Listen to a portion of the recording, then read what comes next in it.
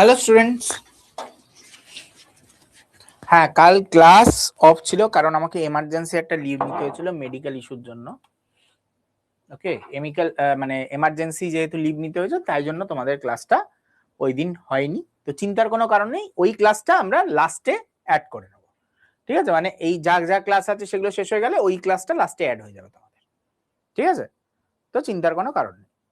কালকের ক্লাসটা তোমরা দেখতে পাবে না, অনেক সময় দেখাবে যে 11 নম্বর ক্লাসটা নেই, ব্ল্যাঙ্ক দেখাচ্ছে, মানে 11 নম্বর ক্লাসটা তোমার লাস্টে শিফট করে যাবে। ঠিক আছে, তো চিন্তার কোনো কারণ নেই, তোমাদের কোনো ক্লাস কম হবে না, মানে 15টা দেওয়া আছে সেই 15টাই হবে। ওকে, এবার আসছি হচ্ছে আজকের টপিক যেটা, সেটা হচ্ছে evolution and adaptation. Evolution and adaptation এই জিনিসটা কি জিনিস? আমরা আগের দিন দেখেছি যে তোমাদের এভলিউশনের গল্প বলছিলাম, এইগুলো থেকে তোমাদের প্রশ্ন আসবে না, তোমাদের যেগুলো প্রশ্ন আসতে পারে এগুলো এই অবধি আমরা দেখেছিলাম যে এইটার থেকে তোমাদের কোয়েশ্চেন দিতে পারে, এটার থেকে তোমাদের কোয়েশ্চেন দিতে পারে, এইখানটা দেবে না। তবে গল্পটা জানা তোমাদের জরুরি, যে পৃথিবী কিভাবে সৃষ্টি হলো, তাই তো? পৃথিবী কিভাবে সৃষ্টি হলো। স্যার বলছি জাইগোটিন থেকে ডিপ্লোটিন পর্যন্ত ক্রোমোজোম স্টেটটা দেখান। সেটা তো ওই দিনই হয়ে গেছে, ওটা যদি আরেকবার এখন করতে যাই তো তোমাদের আরো সময় চলে যাবে। ওই দিন ক্লাসে কি করছিলে? ওই দিন ক্লাসে কি অ্যাবসেন্ট ছিলে? না, কাল ক্লাস হয়নি। তাহলে ওই দিন কি প্রবলেম হয়েছিল ওই দিন জিজ্ঞাসা করতে পারতে তো, আবার তো আমাকে ওই পিপিটিটা এনে দেখাতে হবে। তোমার যেহেতু বললে আমি পরের দিন ক্লাসের শুরুতে আরেকবার ওটা দেখিয়ে নিয়ে আমি স্টার্ট করব। ঠিক আছে, পরের দিন আমাকে একবার মনে করিয়ে দিও। ওকে, তোমার ওখানে দেওয়া আছে ক্লাস, তুমি রিপিট দেখলেও দেখতে পাবে। আদারওয়াইজ তোমার যদি তারপরেও বুঝতে অসুবিধা হয় আমাকে পরের দিন বলবে, আমি পিপিটিটা রেখে দেবো সাথে, আমি সেটা বুঝিয়ে দেবো। নাহলে আমাকে ছবি আঁকতে হবে, অনেক বেশি সময় চলে যাবে। ঠিক আছে, তো তাই জন্য আমি তোমাকে পরের দিন আমি বলে দেবো ক্লাসে। ঠিক আছে, চল এবার এগোই আজকের পয়েন্টে। সেটা হচ্ছে পৃথিবীর উৎপত্তি এবং তার প্রাচীন পরিবেশ। সেটা হচ্ছে কি, আমাদের পৃথিবী উৎপত্তি হয়েছে কোথা থেকে? আমাদের পৃথিবীর উৎপত্তির থিওরি দেয়া হচ্ছে বিগ ব্যাং থিওরি, যেটা কি বলছে একটা পয়েন্ট, যেই একটা পয়েন্ট থেকে এক্সপ্যান্ড করে করে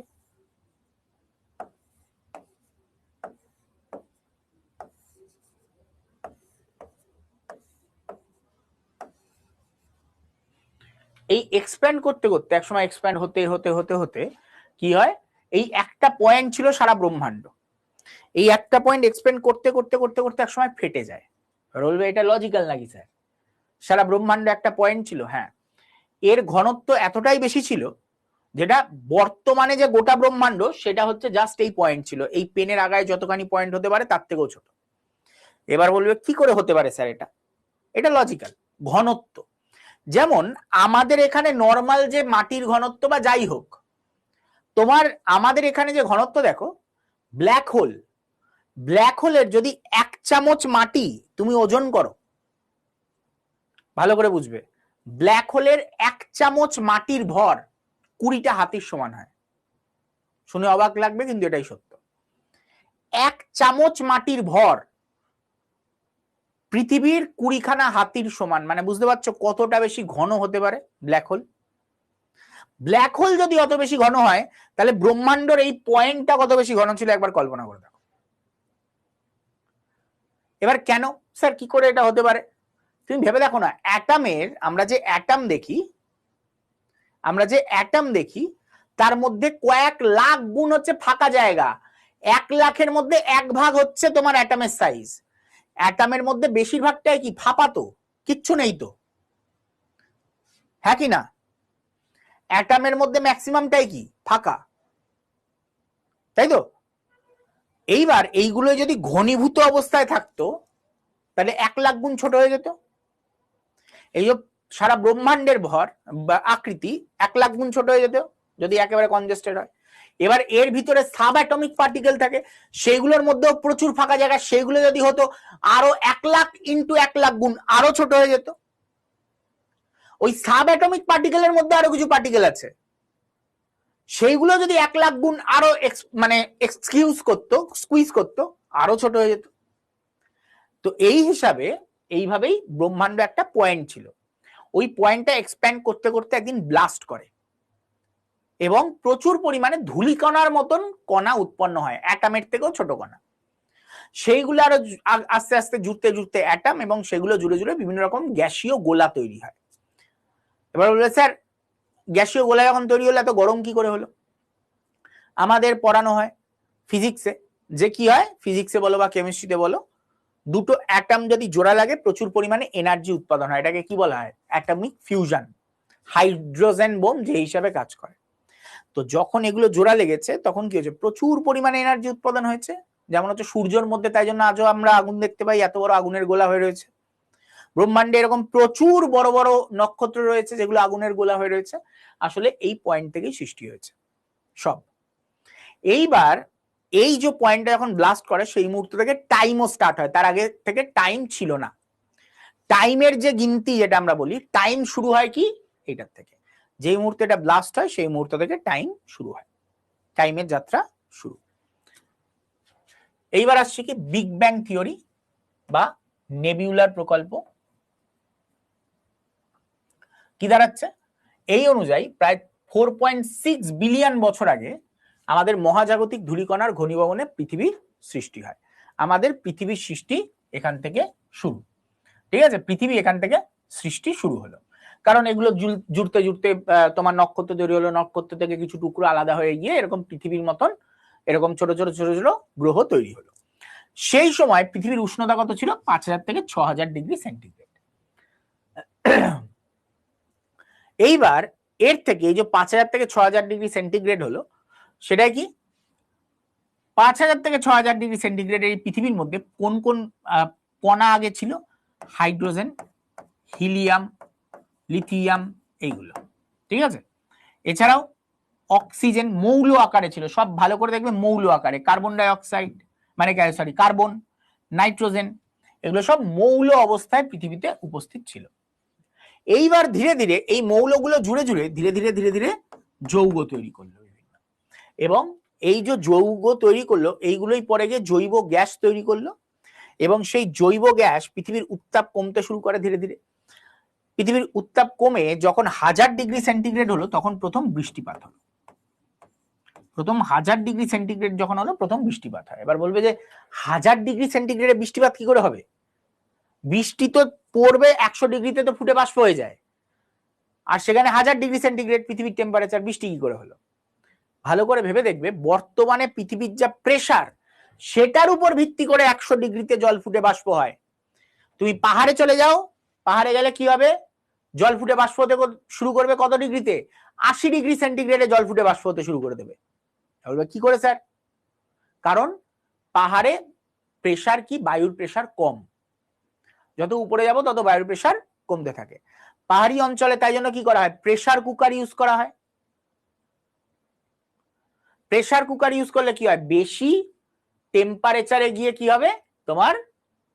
বেশি টেম্পারেচারে গিয়ে বাষ্প হবে। যেমন প্রেসার কুকারে 120 ডিগ্রিতে জল ফোটে, তাই তো? তার ফলে মাংস ভালো সিদ্ধ হয়, কারণ জলটা 120 ডিগ্রি অবধি গরম হচ্ছে, তাই জন্য। এবার তার মানে কি, যত বেশি প্রেসার হবে তত আমার স্ফুটনাঙ্ক বাড়বে। তার মানে এই সময় পৃথিবীর প্রেসার আরো অনেক অনেক বেশি ছিল, তাই জন্য 1000 ডিগ্রি সেন্টিগ্রেডে কি হতো? জল ফুটে বাষ্প হতো, বা তার বেশি টেম্পারেচারে ফুটে বাষ্প হতো। তো প্রথম যখন 1000 ডিগ্রি টেম্পারেচারের কাছাকাছি আসে তখন প্রথম আমরা কি দেখতে পাই? বৃষ্টিপাত। এবং এই বৃষ্টিপাতে আমরা দেখতে পাই জলচক্রের আবির্ভাব ঘটে। মানে বৃষ্টিপাত হওয়ার সময়, বৃষ্টিপাত যখন হচ্ছিল তখন জৈব গ্যাস উৎপন্ন হয়ে আছে অলরেডি, এইগুলোকে নিয়ে জলের মধ্যে মিশছিল, আবার বাষ্প হচ্ছে, আবার নিয়ে জলের মধ্যে মিশছে, আবার বাষ্প হচ্ছে, আবার নিয়ে জলের মধ্যে মিশছে, এভাবে হতে থাকে।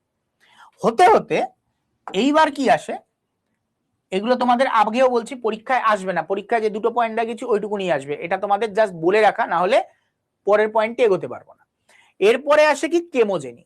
এই যে জলটা এসে মিশলো, তারপরে এইটা তোমাদের পরীক্ষা আসতে পারে। কেমোজেনি কে দিয়েছিলেন? ওপারিন, ওপারিনের মত কেমোজেনি। এবার ইনি কি বলছেন? এই যে 1000 ডিগ্রি সেন্টিগ্রেডে অজৈব যৌগগুলো সরল জৈব যৌগ তৈরি করতে শুরু করে, যেমন হচ্ছে শর্করা, amino acid, fatty acid, purine, pyrimidine, এগুলো ধীরে ধীরে তৈরি হওয়া শুরু হয়। এইবার এইগুলো থেকে ধরে ধরে ধীরে ধীরে জটিল জৈব যৌগ তৈরি হওয়া শুরু হয়। জটিল শর্করা, জটিল প্রোটিন, জটিল fat, nucleotide, nucleoside, nucleic acid, এগুলো সব ধীরে ধীরে তৈরি হতে শুরু করে। এবং এইগুলো আবার বজ্রপাত, সৌরশক্তি এইগুলোর সাথে হয়ে আবার কি করলো, সমস্ত জৈব উপাদান মিশ্রিত তপ্ত সমুদ্র জল, সেই তপ্ত সমুদ্র জলে গিয়ে কি হলো, মিশলো। এবং এখানে আমরা কি দেখতে পেলাম, বিজ্ঞানী হেলডেন বর্ণিত যেটা হচ্ছে হট ডাইলিউট স্যুপ বা prebiotic soup, hot dilute soup বা প্রিবায়োটিক স্যুপ এটা তৈরি করলো। ঠিক আছে, তাহলে কি হলো, সমস্ত জৈব উপাদান মিশ্রিত তপ্ত সমুদ্র জল হলো বিজ্ঞানী হেলডেন বর্ণিত হট ডাইলিউট স্যুপ বা প্রিবায়োটিক স্যুপ। এই প্রিবায়োটিক স্যুপ তৈরি হলো, জলের মধ্যে সব জৈব পদার্থ এসে মিশেছে। এবার এটার থেকে কি হবে, দুটো মতবাদ পাওয়া যায়, খালি তুমি মতবাদগুলোর নাম মনে রাখতে পারো তোমরা। একটা হচ্ছে এই তোমার কোয়াসারভেট মডেল, ঠিক আছে, একটা বলা হয় কোয়াসারভেট মডেল, যেখানে বলা হয় যে কণা তৈরি হয় প্রথম সেই কোষের প্রাণ ছিল না বা নিজের থেকে সংখ্যা বৃদ্ধি করতে পারতো না। আরেকটা আসে হচ্ছে আমেরিকান বিজ্ঞানী সিডনি ফক্সের মতবাদ, এটা হচ্ছে মাইক্রোস্ফিয়ার, যেখানে বলছে নিজের থেকে স্বপ্রজননশীল কণা তৈরি করতে পারে। মানে এক কথায় জলের মধ্যে যে সব জৈব পদার্থগুলো মিশলো, এগুলো আস্তে আস্তে জুড়ে জুড়ে একটা জীবের উৎপত্তি ঘটালো, যেই জীব নিজের সংখ্যা বৃদ্ধি করতে সক্ষম, স্বপ্রজননশীল, নিজের সংখ্যা বৃদ্ধি করতে সক্ষম। ওকে, ক্লিয়ার? তো আরএনএ যুক্ত পর্দাবৃত স্বপ্রজননশীল প্রোটোসেলকে প্রথম জীবন ধরা হয়। তো প্রথম জীবন এলো পৃথিবীতে। এই প্রথম জীবন থেকে আস্তে আস্তে আরএনএ যুক্ত যে পদার্থ, মানে যে অর্গানিজম, সে ধীরে ধীরে ডিএনএ যুক্ত অর্গানিজমে পরিণত হয়। ধীরে ধীরে আরো উন্নত হয়, প্রোক্যারিওটিক জীব তৈরি হয়। ধীরে ধীরে আরো উন্নত হয়, রাসায়নিক পরভোজী তৈরি হয়, যারা কেমিক্যাল খেয়ে বেঁচে থাকে। তারপরে আরো উন্নত হয় রাসায়নিক স্বভোজী, যারা নিজের শরীরে কেমিক্যাল বানায়, সেই কেমিক্যাল খেয়ে বেঁচে থাকে। তারপরে আরো উন্নত হয় অবাধ শ্বসনকারী জীব তৈরি হয়, আরো উন্নত হয়ে শালক সংশ্লেষকারী জীব তৈরি হয়, এবং আরো উন্নত হয়ে ইউক্যারিওটিক কোষ তৈরি হয়, যেখান থেকে ধীরে ধীরে ধীরে ধীরে আমরা এসছি। ঠিক আছে, এটা প্রায় 1.5 বিলিয়ন বছর আগে হয়েছিল, মানে 150 কোটি বছর আগে। ঠিক আছে, প্রাণের আমরা যদি দেখি ইউক্যারিওটিক কোষের আবির্ভাব 150 কোটি বছর আগে। আর যদি আমরা পারফেক্ট জীব দেখি, সেটা 3.7 বিলিয়ন বছর আগে। 3.7 বিলিয়ন মানে 370 কোটি বছর আগে। 370 কোটি বছর আগে পৃথিবীতে প্রাণ এসেছিল, এবং 150 কোটি বছর পর পৃথিবীতে ইউক্যারিওটিক কোষ আসে। ঠিক আছে, ক্লিয়ার? এই গেল হচ্ছে আমাদের পৃথিবীতে প্রাণ কি করে এলো। এইবার সব থেকে বড় পয়েন্ট, এটা পরীক্ষা, এটা কে আবিষ্কার করলেন, কি করে আবিষ্কার করলেন যে এইভাবেই হয়েছে। আসলে এরকম একটা চেম্বার নিল মিলার এবং উড়ে, তারা এই চেম্বারের মধ্যে এখানে জল নিল, আর এই চেম্বারটার মধ্যে কি রাখলো, গ্যাস, যত রকম জৈব গ্যাস আছে সেগুলোকে রাখলো, যেমন জলীয় বাষ্প রাখলো, মিথেন রাখলো, হ্যাঁ, তারপরে হচ্ছে তোমার অ্যামোনিয়া রাখলো, হাইড্রোজেন রাখলো, এগুলো সব রাখলো, সব জৈব গ্যাস অজৈব গ্যাস মিশিয়ে সব এর মধ্যে রাখলো। আর এর মধ্যে একটা স্পার্কিং সিস্টেম বানিয়ে দিল, যেখান থেকে বিদ্যুৎ উৎপন্ন হবে, বৈদ্যুতিক স্পার্ক হবে। ঠিক আছে, বৈদ্যুতিক স্পার্ক হবে। ওকে, এবং এর মধ্যে টেম্পারেচার তো আছেই, এখানে টেম্পারেচারের ব্যবস্থা করলো, এটাকে গরম করতে থাকলো, ফোটানোর ফলে এখান দিয়ে জল গিয়ে এর মধ্যে গিয়ে পড়ছে, আর এর মধ্যে থাকা যত গ্যাসীয় পদার্থগুলো আছে সেগুলোকে নিয়ে চুইয়ে আবার এখান দিয়ে আসছে, আবার এখান দিয়ে যাচ্ছে, আবার এখান দিয়ে আসছে, আবার যাচ্ছে, আবার আসছে, আবার যাচ্ছে, আবার আসছে। এই প্রসেস চলতে থাকে। চলতে চলতে বহু বছর ধরে এই টেস্টটা চলছে, করতে করতে করতে করতে করতে করতে দেখা যাচ্ছে এক সময় গিয়ে এই জলের মধ্যে নতুন পদার্থ উৎপন্ন হয়েছে কিছু, যেমন glycine, alanine, glutamic acid, formaldehyde, carboxylic acid, এগুলো সব আসলে কি ডিএনএ এবং আরএনএ তৈরি হওয়ার মেটেরিয়াল। এই জলের মধ্যে যেটা আদৌ কখনো ছিল না, সেটা কি এই জলের মধ্যে চলে এলো। কোথা থেকে এলো তাহলে? তার মানে এই যে জৈব যৌগ, এইখানে যে যৌগগুলো ছিল, সেই যৌগগুলো একে অপরের সাথে বিক্রিয়া করে করে করে করে করে করে টেম্পারেচার এবং এই স্পার্কলিং এর জন্য একে অপরের সাথে যুক্ত হতে হতে হতে হতে হতে হতে এরা কি তৈরি করেছে, নতুন নতুন কেমিক্যাল তৈরি করতে শুরু করেছে। এখান থেকেই বোঝা যায় অজৈব পদার্থের থেকেই জৈব পদার্থ উৎপত্তি হয়েছে, অজৈব পদার্থ থেকেই জৈব পদার্থের উৎপত্তি। ঠিক আছে, ক্লিয়ার? ব্যাস, এবার তোমরা দেখে নাও। ওকে, এরপরে আমরা ঢুকবো নেক্সট পয়েন্টে,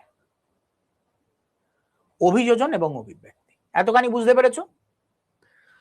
এই যতখানি পড়ালাম এটা তোমার এখান থেকে কোয়েশ্চেন তেমন আসবে না, কিন্তু তোমাদের এটা বোঝানোর জন্য যে এভলিউশন এবং অ্যাডাপ্টেশনের মধ্যে পার্থক্য কি, এটা করার জন্য আমি এটা তোমাদের দেখালাম। এই যে এত কিছু দেখলে, এত কিছু ঘটলো, পৃথিবীর মধ্যে এত চেঞ্জেস এলো, আমরা এই যে এলাম এই এই আগেরটার অবধি, এটা হচ্ছে কি এভলিউশন। এটাকে কি বলি আমরা? এভলিউশন। এভলিউশন লং প্রসেস, আর অ্যাডাপ্টেশন শর্ট প্রসেস। অ্যাডাপ্টেশনে ছোট ছোট চেঞ্জেস হয়। যেমন আমি একটা উদাহরণ দিচ্ছি। তোমরা সবাই সরকারি চাকরি প্রিপারেশন নিচ্ছ, বা কেউ কলেজেও পড়েছো, মেসে থেকেছো। ধরো তুমি একটা মেসে ঢুকলে, তুমি একটা ঘর পেয়েছো, মেসে ঢুকলে। তুমি খুব পরিষ্কার পরিচ্ছন্ন ছেলে বা মেয়ে, খুব ফিটফাট থাকতে পছন্দ করো। তোমার ঘরের 4টে বেড আছে, তার মধ্যে 3 জন তোমার রুমমেট। তুমি ঘরে ঢুকতেই দেখলে এরা মারাত্মক অগোছালো, জীবনেও চান ফান করে না, গা থেকে ভোটকা গন্ধ বেরোচ্ছে, ভোটকা গন্ধ বেরোচ্ছে, একেবারে ঘরে টেকা যাবে না এরকম। কিন্তু তোমাকে ওই ঘরে থাকতে হবে। তুমি ওই ঘরে থাকা শুরু করলে, তুমি নিজে সেন্ট ফেন্ট মেরে কোনো মতে গন্ধ শুকে শুকে কাটিয়ে দিচ্ছ। এই যে তুমি যে নিজের মধ্যে ছোট একটা চেঞ্জেস আনলে, যে গন্ধ শুকে তুমি মানে নিজেকে কাটিয়ে দিচ্ছ, চালিয়ে নিচ্ছ, হ্যাঁ, ওই ইয়ের সাথে মানিয়ে নিয়েছো, এটাকে বলে অ্যাডাপ্ট করা। এটাকেই বলা হয় অ্যাডাপ্টেশন। তুমি মানিয়ে নিলে, ওই ঘরে যারা যারা আছে তাদের সাথে মানিয়ে নিলে অ্যাডাপ্টেশন। প্রকৃতির সাথে যখন কোনো জীব মানিয়ে নেয়, তার মধ্যে ছোট ছোট চেঞ্জেস এনে, সেটাকে বলা হয় অ্যাডাপ্টেশন। এইবার এমন হলো যে ওই ঘরে যারা থাকে কেউ চান করে না, তুমিও ওদের সাথে চেঞ্জ হয়ে গিয়ে তুমিও আর চান করো না, 4 জনের থেকে শুয়োর পচা গন্ধ বেরোচ্ছে। তাহলে কি তুমি কি হয়ে গেছো? এভলিউশন। তোমার এভলিউশন ঘটে গেছে, তুমিও বদলে গেছো ধীরে ধীরে। তুমি ধীরে ধীরে বদলাতে বদলাতে আলাদাই একটা জীবে পরিণত হয়ে গেছো।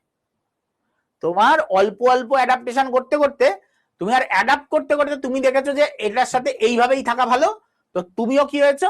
তুমিও আর চান করো না, তুমিও আর ঘর গোছাও না, তুমি নোংরা থাকতে পছন্দ করো, এখান দিয়ে গা দিয়ে ময়লা বেরোচ্ছে, গন্ধ, ভোটকা, কেউ পাশে আসতে চায় না, ওরকম হয়ে গেল। তো এটা হচ্ছে কি? এটা হচ্ছে এভলিউশন। ক্লিয়ার? এভলিউশন আর অ্যাডাপ্টেশন কি? এইবার চলো আমরা প্রথমে এভলিউশন দেখি। এভলিউশনের ধারণা কে প্রথম, এই শব্দটা কে প্রথম ব্যবহার করে? Hubbard Spencer. কে ব্যবহার করে? Hubbard Spencer.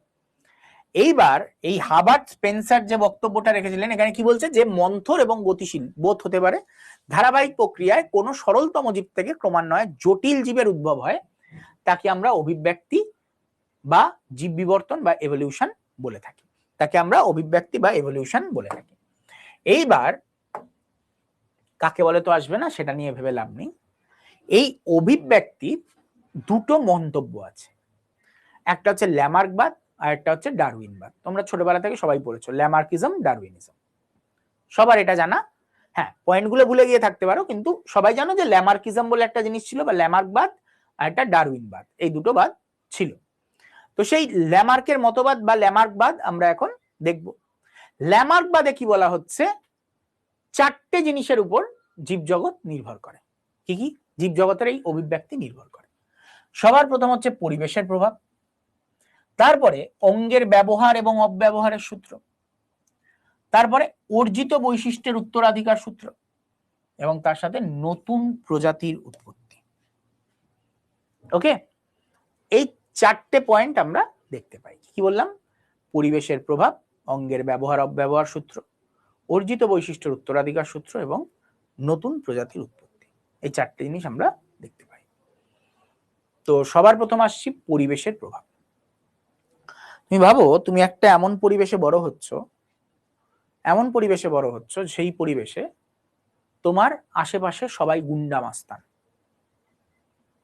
বা কোনো একটা ছেলে মেয়ে এমন একটা পরিবেশে বড় হচ্ছে যে তার আশেপাশে সবাই গুন্ডা মাস্তান, তো প্রবল সম্ভাবনা সেও তাই হয়ে যাবে।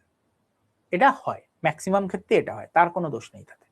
হ্যাঁ, তার ব্যতিক্রম হতে পারে, কিন্তু ব্যতিক্রম তখনই হবে যখন ও এমন কোনো ভালো কাউকে দেখেছে আশেপাশে তাকে দ্বারা ইন্সপায়ার হয়েছে তখনই সে বদল হবে, আদারওয়াইজ তার প্রবল সম্ভাবনা সে আশেপাশে যাকে দেখে বড় হচ্ছে অলওয়েজ ম্যাক্সিমাম যার সাথে থাকছে তার মতনই হয়ে যাবে, বলে না সঙ্গদোষ।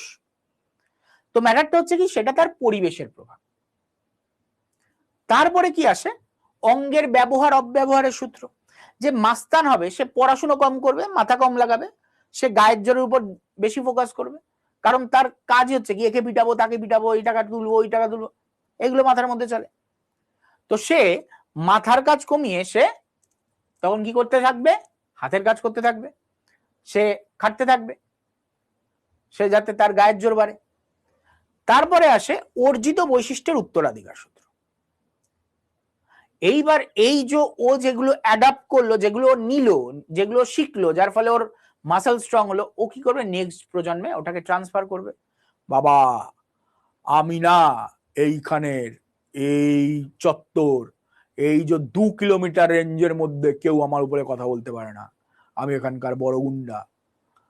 হ্যাঁ, তোর কিন্তু টার্গেট থাকবে লাইফে এই 2 কিলোমিটার তো তোকে দিয়েই গেলাম, এবার তোর দায়িত্ব হচ্ছে 5 কিলোমিটার অব্দি সবাইকে তোর আন্ডারে নিয়ে আসা।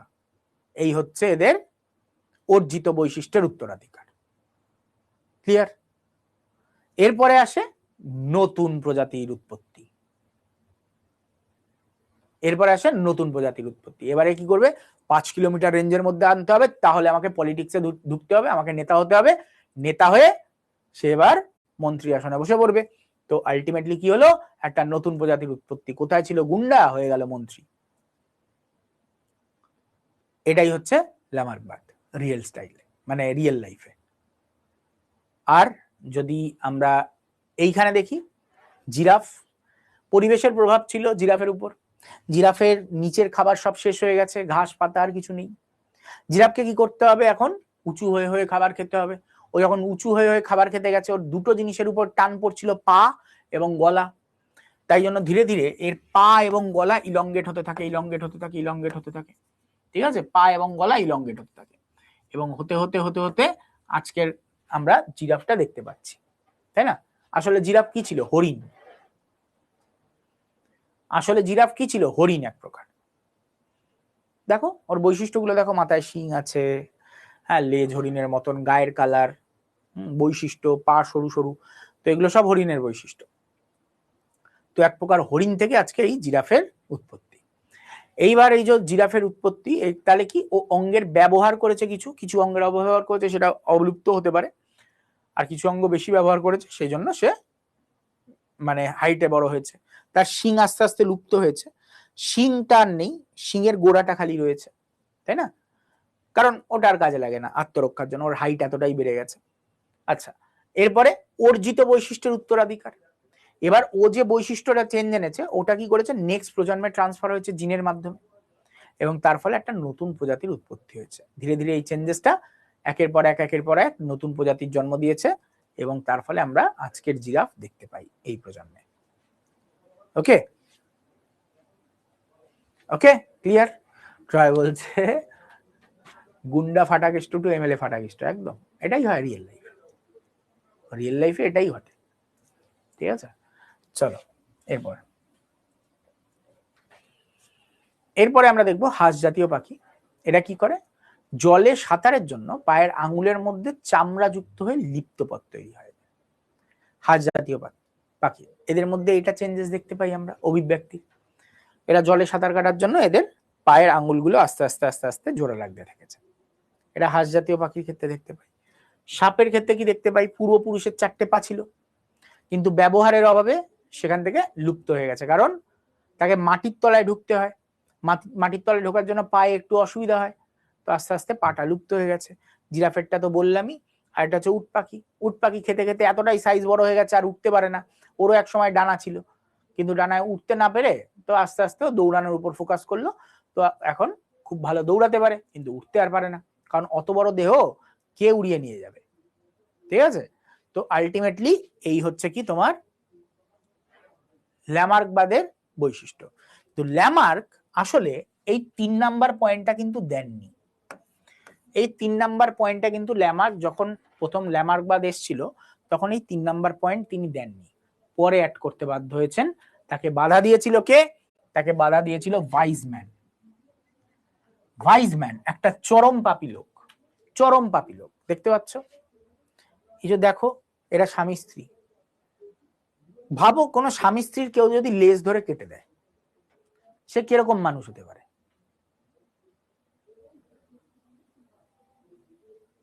হাঁস জাতীয় পাখিটা কি? হাঁস জাতীয় পাখি মানে হাঁস যারা জলে সাঁতার কাটে, ওদের দেখবে পায়ের আঙ্গুলগুলো জোড়া থাকে যাতে সাঁতার কাটতে সুবিধা হয়। পানকৌড়ি, হাঁস, এদের ক্ষেত্রে।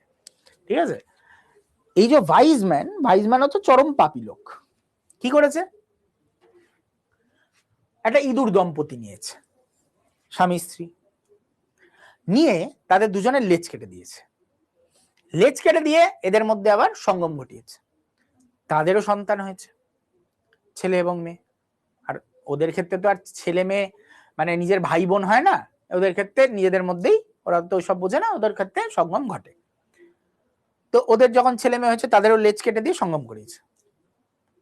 আবার জন্মেছে, আবার করিয়েছে, আবার লেজ কেটে আবার করেছে, আবার করেছে, আবার করিয়েছে, আবার করেছে, আবার করিয়েছে। এরকম করতে করতে করতে করতে করতে করতে 35 প্রজন্ম ধরে উনি লেজ কেটেছেন আর সঙ্গম করেছেন, লেজ কেটেছেন আর সঙ্গম করেছেন। তারপরেও দেখা যাচ্ছে 36তম প্রজন্মে কোনো ইঁদুর জন্মায়নি যেটার লেজ কাটা, পুরো সুস্থ সবল ইঁদুর জন্মেছে। তাহলে গড়বড়টা কোথায়? সুস্থ সবল ইঁদুর জন্মেছে, তাহলে গড়বড়টা কোথায়?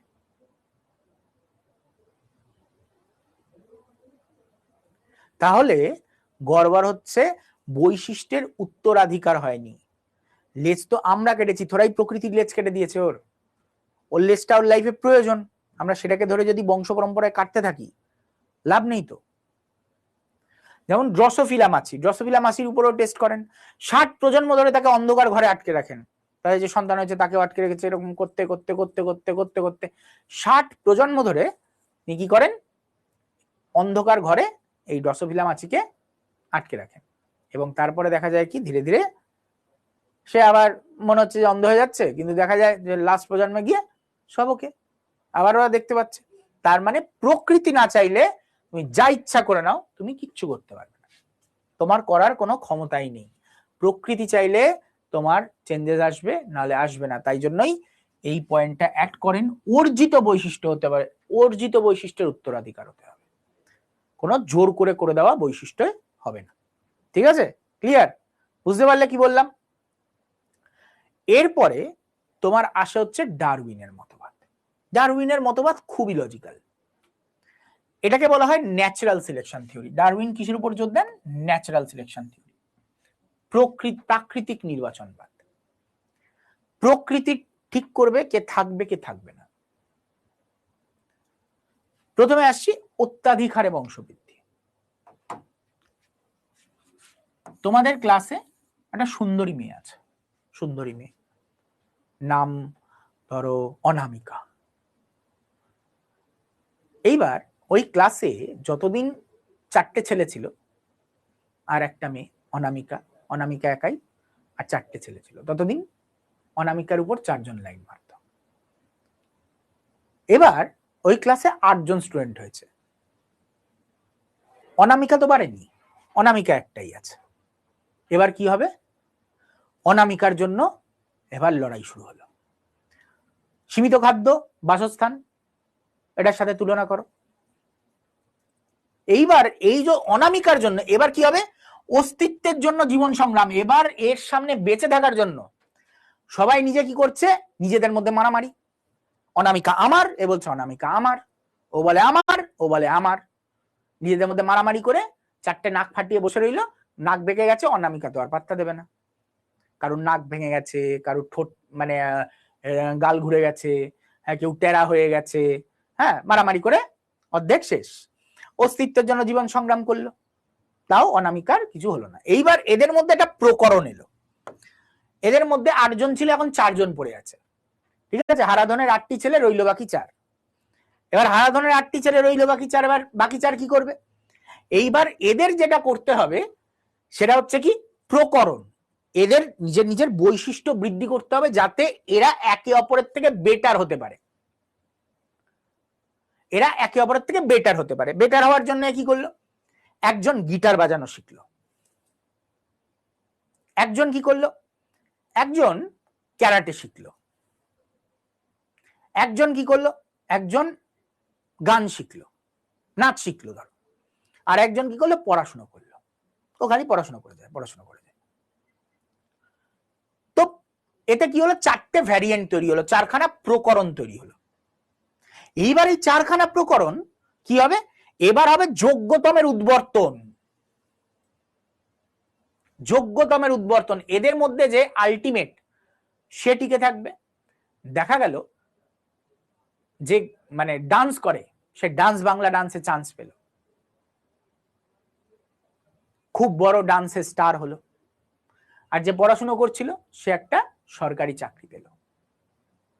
যে ডান্স বাংলা ডান্সের থেকে নাচ শিখে খুব বড় জায়গায় নাচ করে তার অনেক বেশি রোজগার, এবং যে সরকারি চাকরি করে সে 30-40 হাজার টাকা একটা ডিসেন্ট মানি পেয়ে যায়।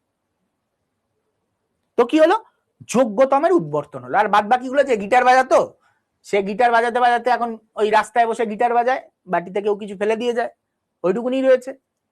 আর আরেকজন যে কি একটা কিছু বললাম আমি করতো, সে ওটাই করে বেড়াচ্ছে, তার কোনো লাভই নেই। এইবার আসছি তাহলে কি, সার্ভাইভাল অফ দ্য ফিটেস্ট হয়ে গেল। এরপরে আসছে ন্যাচারাল সিলেকশন থিওরি। এখানে নেচার কে, এখানে নেচার হচ্ছে অনামিকা। এখানে নেচার কে, অনামিকা। অনামিকা কি করলো, ডান্স বাংলা ডান্সের ওয়েসেও প্রপোজ করলো, আমার রোজগার মাসে 5 লাখ টাকা। আর ওইদিকে সরকারি চাকরি কাকু, আমার তো 30-40 হাজার টাকার বেশি হয় না। কিন্তু অনামিকা কাকে চুজ করলো, যে সরকারি চাকরি করে তাকে। এটাকে বলে প্রাকৃতিক নির্বাচনবাদ।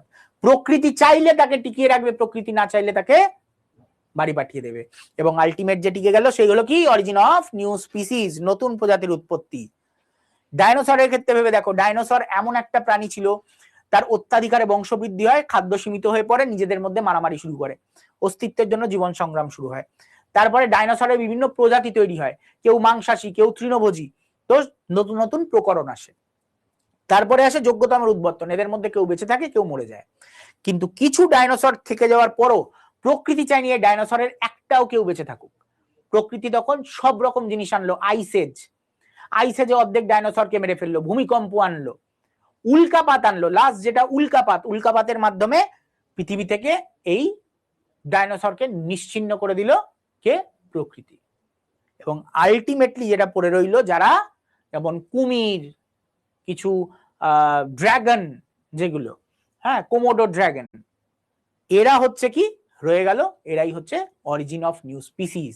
যারা এই কঠিন সময়েও সার্ভাইভ করে নিল, তারাই হচ্ছে কি নতুন প্রজাতি। ক্লিয়ার? এইটা হচ্ছে কি তোমার ডারউইনিজম, এটাকে বলা হয় ডারউইনিজম। আর ভালো করে ভেবে দেখো, ল্যামার্কবাদ আর ডারউইনবাদের একটা পয়েন্টই খালি এক, সেটা হচ্ছে লাস্ট পয়েন্টটা। দুজনেই লাস্ট পয়েন্টে কি কি বলেছে, অরিজিন অফ নিউ স্পিসিস, নতুন প্রজাতির উৎপত্তি হবে। আর বাদ বাকি কোনো পয়েন্ট এক নয়, একমাত্র এক কোনটা, অরিজিন অফ নিউ স্পিসিস। বুঝতে পারলে? কালকের ক্লাস হয়নি বললাম না, কালকের ক্লাস পরে অ্যাড হয়ে যাবে। কালকের ক্লাস নিয়ে পড়ে আছে, যেটা হচ্ছে ওটার উপর জোর দাও। কালকের ক্লাসে আমি এমার্জেন্সি লিভ নিয়েছিলাম একটা মেডিকেল ইস্যুতে, তাই জন্য এই ক্লাসটা তোমাদের এই যে 15টা ক্লাস হয়ে যাবে, দেখবে পিছনে গিয়ে আরেকটা ক্লাস অ্যাড হয়েছে। ঠিক আছে? বুঝতে পারলে? সবাই একবার জানিয়ে দাও বুঝতে পারলে কি পারলে না।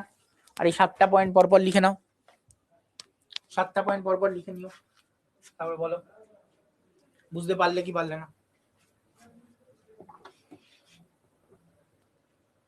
হ্যাঁ হ্যাঁ, ভালো বই কার্তুজ পুলিশের জন্য।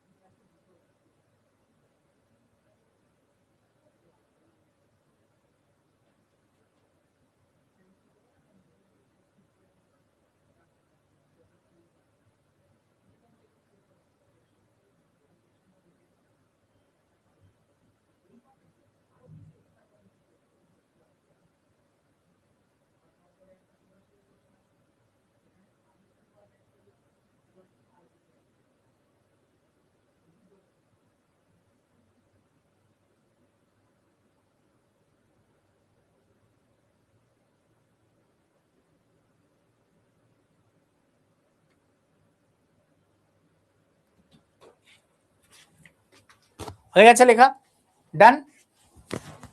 চলো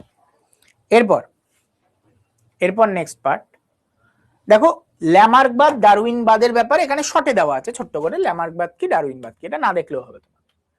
আরেকটা বক্তব্য হচ্ছে মিউটেশন থিওরি, এটাকে সল্টেশন থিওরিও বলা হয়, পরীক্ষা এটা কোয়েশ্চেন দেয়। সল্টেশন থিওরি কে দিয়েছিলেন?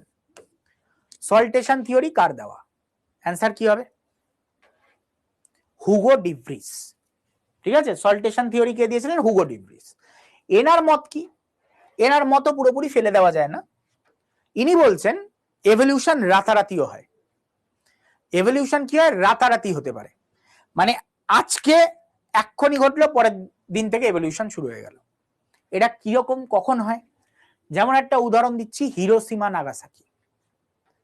অ্যাটম বোম যখনই পড়লো, তারপরে যারা মরে যাওয়ার তো মরে গেলই ইনস্ট্যান্ট, এবং রেডিয়েশনে প্রচুর মানুষের জেনেটিক চেঞ্জেস চলে এলো, জিন চেঞ্জ হয়ে গেল, জিনের স্ট্রাকচার ফাকচার সব বদল হয়ে গেল, এবং তার ফলে সে বিকলাঙ্গ হয়ে গেল। তার নেক্সট প্রজন্ম যারা জন্মাচ্ছে তারাও বিকলাঙ্গ জন্মাচ্ছে, প্রজন্মের পর প্রজন্ম তারা বিকলাঙ্গ জন্মাচ্ছে, বা বিভিন্ন রকমের তাদের মধ্যে চেঞ্জেস দেখা যাচ্ছে, সেটা নর্মাল নয়।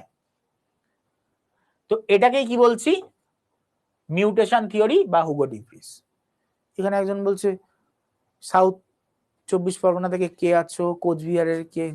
কেন, এখানে কি সম্বন্ধ খুঁজতে এসছো? এখানে বিয়ে পাকা করে যাবে? হ্যাঁ, কে কোথায় আছে কে কোথায় থাকে জেনে কি লাভ? এটা কি matrimony.com? এটা adda247.com। এখানে ম্যাট্রিমনির কাজ হবে না, এখানে বউ খুঁজতে এসছে। কার ঠিকানা কি পরে অন্য ক্লাসে জিজ্ঞাসা করো বাবা, পড়াশোনায় মন দাও। নেক্সট, এরপরে আসছি দা এভলিউশন। এভলিউশনের ক্ষেত্রে এইবার কি আসছে? আমরা ঘোড়ার এভলিউশন। এখানে বেশি কিছু তোমাদের মনে রাখতে হবে না, এখানে তোমাদের বেশি কিছু মনে রাখতে হবে না। তোমরা খালি মাথায় রাখবে কোন যুগে কোন ঘোড়া ছিল, কেমন ছিল, কি ছিল, কটা আঙ্গুল, কটা পা, হ্যানা তেনা কিচ্ছু লাগবে না। ঠিক আছে, তোমাদের খালি মাথায় রাখতে হবে যে কোন যুগে কি ঘোড়া ছিল। এর নাম মনে রাখা হচ্ছে সব থেকে বড় চাপের ব্যাপার। তোমরা এটাকে শর্টকাটে মাথায় রাখবে ইওমপিপি। ইওমপিপি, ইওমপিপি কি? E for Eocene, O for Oligocene, M for Miocene, P for Pliocene, P for Pleistocene. এটা তোমাকে মুখস্থ করতে হবে। কি কি বললাম? যারা পুলিশের আছো তাদের মুখস্থ করতে হবে না, এটা খালি রেলওয়েজ অ্যান্ড যারা ডাব্লিউবিসিএস এর প্রিপারেশন নিচ্ছ তারাই মুখস্থ করবে। এসএসসিরও মুখস্থ করা খুব একটা প্রয়োজন নেই, এসএসসিতেও খুব একটা আসবে না, কিন্তু রেলওয়ে, ডাব্লিউবিসিএস এদের ক্ষেত্রে লাগবে ইওমপিপি। এবং এই সময় কি ঘোড়া পাওয়া যায়? ইওসিন যুগে হায়ারাকোথেরিয়াম, অলিগোসিন যুগে মেসোচিপ্পাস, মায়োসিন যুগে মেরিচিপ্পাস, প্লায়োসিন যুগে প্লায়োহিপ্পাস, প্লাস্টোসিন যুগে ইকুয়াস। এটা মনে রাখবে কি করে? ধরে নাও তোমার একটা মেশো আছে, ধরে নাও আমি বলছি, এবার সত্যিকারে ভেবে নিও না। হ্যাঁ, তোমার এক মেশো আছে, তোমার মেশোর একটুখানি কুরকুরানি বাই আছে। তোমার মেশোর একটা মেয়ের পাশে দাঁড়িয়ে আছে, সেই হিসাবে আজকে এটা মনে রাখবো, ঠিক আছে? তুমি মেশোকে দেখতে পেয়েছো, দেখে বলছো হায় রে মেশো, হায় রে মেশো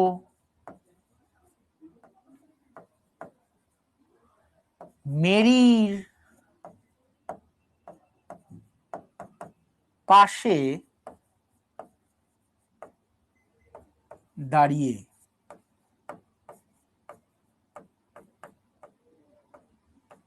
ইস, লজ্জা লজ্জা। হায় রে মেশো মেরির পাশে দাঁড়িয়ে, ইস। হায় রে হায়রাকোথেরিয়াম, মেশো মেসোচিপ্পাস, মেরির মেরিচিপ্পাস, পাশে প্লায়োহিপ্পাস, দাঁড়িয়েটা জাস্ট মেলাবার জন্য। তারপরে ইস ইকুয়াস, মনে থাকবে। ইয়ম পিপি ই ইওসিন, হায় রে হায়রাকোথেরিয়াম, ই ও অলিগোসিন, মেসো মেসোচিপ্পাস, এম মায়োসিন, তাহলে কি মেরিচিপ্পাস, মেরির পাশে মেরিচিপ্পাস, প্লায়োসিন প্লায়োহিপ্পাস, মানে প্লায়োসিন পি আর এখানে পাশে প্লায়োহিপ্পাস, এবং তার সাথে প্লাস্টোসিন ইস ইকুয়াস। বাস, ক্লিয়ার? ভুলবে না, মুখস্থ রেখে দেবে এটা। আজকে এই অবধি থাক, পরের দিন এটা শেষ হয়ে যাবে, আমরা নতুন চ্যাপ্টারে ঢুকে যাব, ঠিক আছে? এটা পরের দিন এন্ড হয়ে যাবে, নতুন চ্যাপ্টারে আমরা ঢুকবো, ঠিক আছে? চলো, আজকের মতো এটুকুই, তোমাদের আপলোড দিয়ে দেবো নোটটা। চলো টাটা, পরের দিন আবার দেখা হবে।